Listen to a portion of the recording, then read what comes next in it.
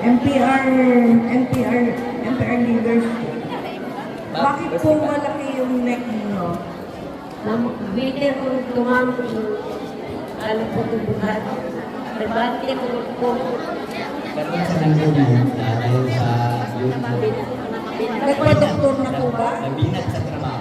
Oo, nagpa-doktor ko pero ano lang ko, pataas lang yung taas lang. Nagpa-check out siya, pero tatakpan lang. Bawas. Ha? Eh, hindi mo dahil Pag-isita, di ba, pinapalabas lang yata. pinapalabas nila. Private po ba o ano? Kasi po, hindi yan dahil sa pagbubuhat. Thyroid po yan eh. Oo. Kailangan po yan maoperahan. Sandali lang po yan matanggal. Sino po NPR coordinator dito? Can you take care of her and make sure she gets medical assistance? Napakadali lang yan tanggalin. Thyroid po yan. Thyroid. Pero malakas kayo. Tapos meron akong bakit ang dito. Lalakas sa pero nakaramdaman pa rin. Siyempre, dahil dito. Pero pag natanggal po yan, Pamagabati ko ito. Dala kasi ito eh. Dala kasi ito. sige, pakita mo sa akin. Ito po, madam. Ano po, please? Pakita natin kay First Lady to. Ano sabi po ng doktor? Masakit, mamaga. Ano sabi po ng doktor? Ilang beses kayo nagkukonsulta sa doktor? Pa-screen ko ma'am, pero wala naman, wala kasi wala ako dala yung screen ko. Tagal ko napunta sa Albor.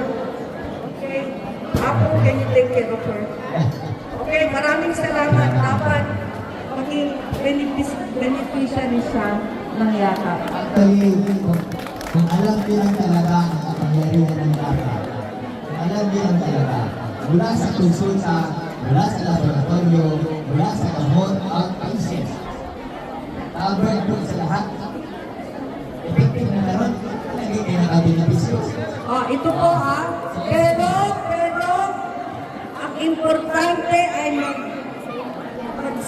maggrupo-grupo kayo, sumapi kayo sa mga BPC, Bagong Pilipinas, na mga chapters namin dito, MPR at saka Blessed Movement. Saan yung mga representatives ng Blessed Movement? Blessed dito? Can you please come and be recognized? This is Ilan kayo?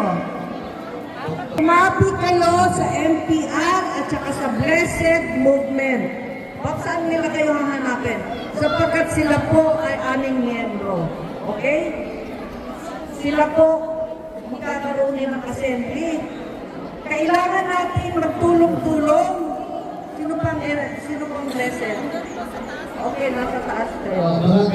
Kasi ang kapangyarihan natin, pag tayo gumalaw, nung magkakasama tayo, nandun yung ating kapangyarihan. Pagkat may mga leaders tayo dito, may mga leaders, kayo madam, tuturuan natin ang mga miyembro kung paano nila makukuha ang mga benepisyo. Paramihin natin ang mga leaders natin, gagawa tayo ng mga clusters. Ganyan ang paraan ng community organizing. Okay? Aalagaan natin ang bawat miyembro natin. Okay po? So, napakarami pa pong programa. Gagawin pa natin, marami pa tayong mas maliliit na assemblies na ganito. Okay? Para malaman nyo pa. May tupad na tayo, di ba? Ilan sa inyo? Ilan sa inyo tupad? 200. Batch 2? Itong batch? 100? San Jose, 100 din po sa Dinagat po. Ayan si... Ito, Ayusin na natin. ito ang bossing ng tupad. Kakilala mo sa lahat ng regional directors ng tupad. Palakpakan po natin siya. Lahat ng mga nangyayari sa mga kwan, siya ang nakakalam. Ito ang mga total beneficiaries? Yeah, ganito na. Ang total po nito present, kung meron silang 200, ang NPR po ay meron pong 900. So, dito sa inyong probinsya, Binagat lang? ha? Ha? Talinagan lang, may total kayo na 1,100. Kasi batch 1 meron kayo. Batch one. Classmate. Ilan kayo? 40. 200. Sila, ilan kayo? Wala. No. Nandito yung mga leaders, NPR, nandito din ang mga leaders. Sumapi po kayo, makinig kayo sa mga bali-balita nila. Information campaign, dinadala ko ang mensahe ng Pangulo, hindi nakakalimutan ng Pangulo ang Mindanao. Mahal ng Pangulo ang Mindanao, kahit mga ibang tao hindi siya minamahal dito. Pero natural lang naman yun. Pero tingnan niyo po, marami kayong hindi alam na ginagawa ng Pangulo para sa Mindanao. Ngayong May 1, nasa Jensan po siya. Sa lahat ng pwede niyang puntahan, nandyan siya sa Jensan. Ang malungkot lang po, hindi niyo nalalaman sa baba ang mga ginagawa ng Pangulo para sa inyo. Okay? Sino to dito nagpe-Facebook? Itaas niyo po ang kamay niyo. Lahat, di ba? Dapat lahat. Kasi okay? Ang Facebook, napakamahalaga. Doon natin makikita kung anong nangyayari sa mga bansa natin. Pero, ang Facebook din ay ginagawang instrumento ng hindi magagandang bagay. Paano nangyayari yon? Ha? Paano, sir? Yung mga kapitbahay na magkakaaway, napopost sila tungkol sa mga kaaway nila, di ba? Pero ang pinaka-importante, fake news. Okay po? Hindi na natin ngayon alam kung ano ang totoo at ano ang hindi. Ito lang po ang sasabihin namin. Kung hindi nyo nabasa sa mga mainstream media, hindi nyo nabasa sa ABS-CBN, GMA, TV5, ano pa ba?